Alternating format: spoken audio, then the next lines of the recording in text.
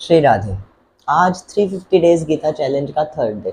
आज हमें और आपको पांडव सेना का हाल जानना है, जो कि संजय धृतराष्ट्र को बता रहे हैं। जो कल हमने बात की वो कौरव सेना की बात थी कि संजय ने बताया धृतराष्ट्र की कौरव सेना में शंखनाद हुए हैं, नगाड़े हैं। आज संजय जो है वो धृतराष्ट्र को पांडु सेना का खुलासा करते हुए कह रहे हैं कि सफेद घोड़ों से युक्त माधव और पांडव, माधव अर्थात माँ का मतलब होता है लक्ष्मी, और धव अर्थात स्वामी, अर्थात लक्ष्मी के स्वामी कौन? भगवान श्री कृष्ण। और पांडव अर्थात अर्जुन, क्योंकि यहाँ अर्जुन को पांडव पद से संबोधित इसीलिए किया गया क्योंकि पांडवों में अर्जुन श्रेष्ठ है। स्वयं गीता जी में भगवान श्री कृष्ण ही ये बात कहते हैं कि पांडवानाम धनंजय, कि पांडवों में मैं धनंजय अर्थात अर्जुन हूँ।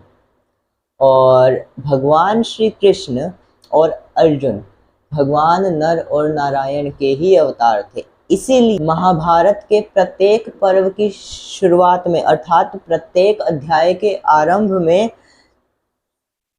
महर्षि वेदव्यास अर्जुन और कृष्ण अर्थात भगवान नर और नारायण को प्रणाम करते हैं, ये कहकर नारायणम नमस्कृत नरम चैव नरोत्तमम। इसीलिए केवल पांडु सेना में नहीं अपितु पूरे के पूरे महाभारत युद्ध में भगवान श्री कृष्ण और उनके परम मित्र, उनके प्रिय भक्त अर्जुन ही प्रमुख हैं। संजय कहते हैं, धृतराष्ट्र को बताते हैं कि पांचजन्य ऋषिकेश अर्थात ऋषिकेश यानी कि सबके भीतर की, बाहर की, हृदय की, मन की, चित्त की बात समझने वाले उन अंतर्यामी भगवान श्री कृष्ण ने पांचजन्य नामक शंख बजाया। पांचजन्य नामक शंख जो था, जो पांचजन्य शंख है, वो समुद्र मंथन से उत्पन्न हुआ है। और दूसरी मान्यताओं के अनुसार शंखचूर नामक दैत्य का वध करने के बाद भगवान को ये पांचजन्य शंख प्राप्त हुआ। आगे कहते हैं कि देवदत्तम धनंजय, देवदत्तम नामक शंख जो है वो धनंजय अर्थात धन को एकत्रित करने वाले अर्जुन ने बजाया। राजसूय यज्ञ के समय पे जब अर्जुन ने बहुत से राजाओं को हराकर युद्ध में परास्त करके उनसे जो कर वसूला था, उससे उनका नाम धनंजय पड़ गया। आगे बताते हैं कि भीम ने पौंड्रक नामक शंख बजाया। यहाँ पर भीमसेन के लिए एक विशेषण आया है भीमकर्मा। भीमकर्मा अर्थात भीषण कार्य करने वाला। जब भीम ने हिडिंबासुर, बकासुर, जटासुर जैसे अनेकों असुरों को युद्ध में परास्त करके गति दी थी, तब उनका नाम पड़ा था भीमकर्मा अर्थात भीषण कार्य करने वाला। तो आगे अनंत विजय राजा कुंती पुत्रो युधिष्ठिर की जो राजा थे, जो इंद्रप्रस्थ के जो राजा थे, उन्होंने अनंत विजय नामक शंख बजाया। नकुल सहदेवश्च सुघोष मणि पुष्पको, नकुल ने सुघोष और सहदेव ने मणि पुष्पक नामक शंख बजाए। आगे पांडव सेना में कौन कौन है, पांडव सेना का हाल संजय बता रहे हैं धृतराष्ट्र को कि हे राजन, श्रेष्ठ धनुष वाले काशीराज और महारथी शिखंडी की दुश्मनी थी भीष्म से। जब शिखंडी अम्बा थी तो भीष्म ने उनका परित्याग कर दिया था। पहले तो उनको स्वयंवर में जीता, उसके बाद उनका परित्याग कर दिया कि ये कहकर कि मैं तो बाल ब्रह्मचारी हूँ। तब से शिखंडी के मन में भीष्म से बदला लेने की जो उत्तेजना थी वो बढ़ गई। ज्वाला भड़क उठी थी शिखंडी के मन में कि अब तो मुझे भीष्म का काल बनना है। यही कारण है कि अर्जुन के पीछे जब शिखंडी खड़े हुए तब भीष्म ने अपने धनुष का त्याग किया और भीष्म शय्या पर विराजित हुए। इसीलिए उनको श्रेष्ठ कहा गया, और वो सच में थे भी बहुत ज़्यादा ताकतवर। आगे कहते हैं, धृष्टद्युम्न एवं राजा विराट और अजय सात्यकी राजा द्रुपद और द्रौपदी के पांचों तथा लंबी लंबी भुजाओं वाले सुभद्रा के पुत्र अभिमन्यु सब औरों से अलग अलग शंख बजाए। तो अब जो अभिमन्यु है, अभिमन्यु तो सच में पराक्रमी थे। महाभारत में इसका सबूत हमें मिलता है कि उन्होंने माता के गर्भ से ही जो है वो चक्रव्यूह भेदना सीख लिया, और उनको चक्रव्यूह के अंदर जाना तो आता था, परंतु वो बाहर निकलना नहीं जानते थे। इसी कारण से उनकी मृत्यु हुई। तो अब धृष्टद्युम्न अर्थात यज्ञ से उत्पन्न हुआ, यज्ञजाई, राजा द्रुपद का पुत्र और द्रौपदी का भाई, पांडव सेना का सेनापति। अब जो पांडव सेना में जो शंखनाद हुआ ना, उसका बहुत ही गहरा असर पड़ा है कौरव सेना पर। क्या असर पड़ा है? अब संजय बता रहे हैं धृतराष्ट्र को कि पांडु सेना के शंख के उस भयंकर शब्द ने आकाश और पृथ्वी को भी गुंजाते हुए अन्याय पूर्वक राज्य हड़पने वाले दुर्योधन के हृदय को भयभीत कर दिया। अब दुर्योधन भयभीत हो चुके हैं उनके शंखनाद से। संजय गीता जी का प्राकट्य करने जा रहे हैं। संजय कहते हैं धृतराष्ट्र से कि हे राजन, जिस रथ पर स्वयं कपिराज अर्थात स्वयं बजरंग बली वीर हनुमान विराजित है, उस दिव्य रथ पर विराजमान अर्जुन ने अपना धनुष उठाया और सामने आपके पुत्र अर्थात कौरवों को देखकर भगवान से ये वचन कहे। अब अर्जुन जो है वो अपनी शंका बता रहे हैं भगवान को। अब वो गांडीव का परित्याग करने जाने वाले हैं। तो क्या कहते हैं अर्जुन? अर्जुन उवाच, अर्जुन ने कहा कि हे अच्युत, अच्युत अर्थात सभी प्रकार के कष्टों से निवारण कराने वाले हे भगवान, कृपा करके मेरे इस रथ को दोनों सेनाओं के मध्य में ले जाकर खड़ा कीजिए।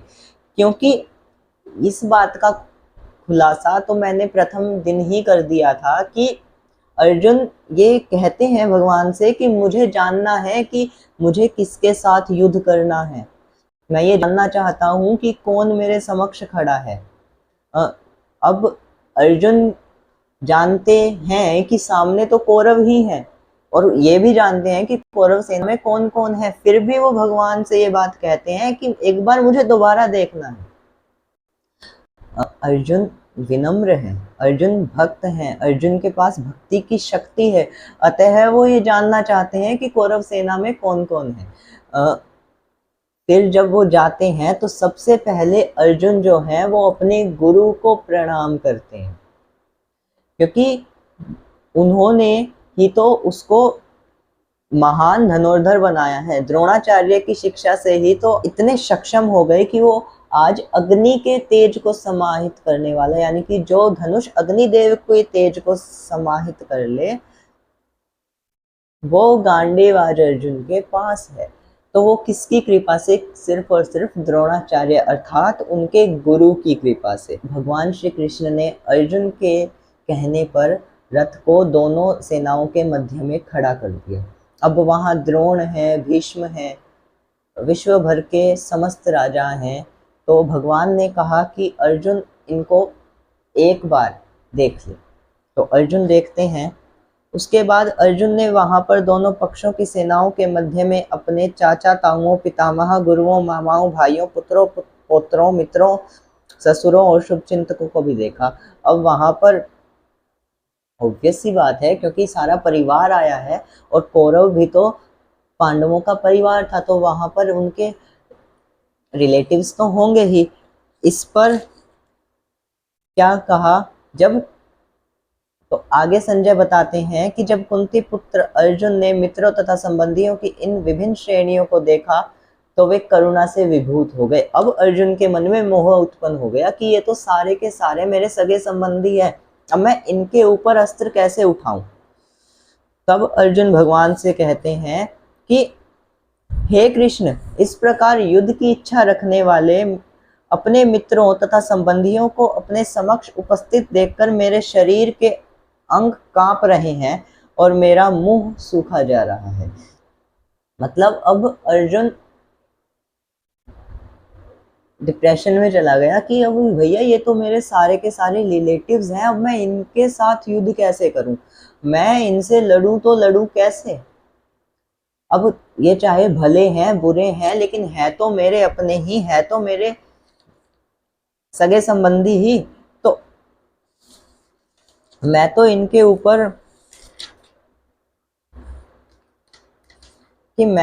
ऊपर अस्त्र उठा ही नहीं सकता।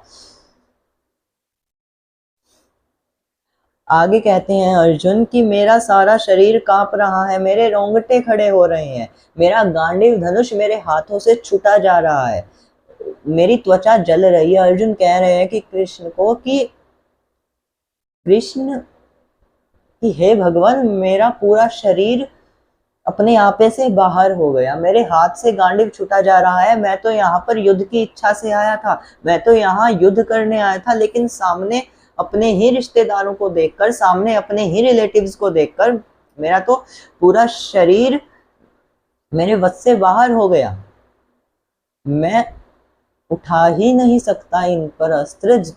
मैं उस पितामह पर कैसे अस्त्र उठा दूं जिसकी उंगली पकड़ के मैं चलना सीखा, मैं उस गुरु पर कैसे अस्त्र उठा दूं जिन्होंने मुझको धनुर्विद्या का ज्ञान दिया, मैं उन कौरवों पर कैसे अस्त्र उठा दूं जिनके साथ मैं बचपन में खेला।